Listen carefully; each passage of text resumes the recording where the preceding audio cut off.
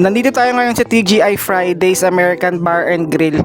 So, first time ko lang dito. So, isa tong American restaurant. Nandito ako sa branch ng Estancia, Pasig City. So, yung menu, syempre, American dishes yan. So, may mga hot wings, burgers, ribs. So, yung pinili ko yung appetizer platter. So, may kasama siyang classic na hot wings, onion rings, kasamang quesadilla, nachos with guacamole, tas meron pang chicken na hindi ko malaman kung anong flavor. Masarap yung hot wings nila. Paano mo masasabi kung classic yung hot wings? Pag hot sauce tsaka butter lang ang ginamit. Masarap din yung nachos na may guacamole. Actually, lahat masarap naman. Pero yung presyo, may pagka-American din. Medyo pricey. Pero yung serving tsaka yung lasa, may pagka-American din. Masarap, malalaki din yung mga portions. Sa menu nila, maraming pagpipilian eh. Halos isang book. Masarap siya pero di siya yung hahanapin mo palagi. Kasi meron sa ibang restaurants. Yun lang, try nyo na din. O siya, sige na, follow for more!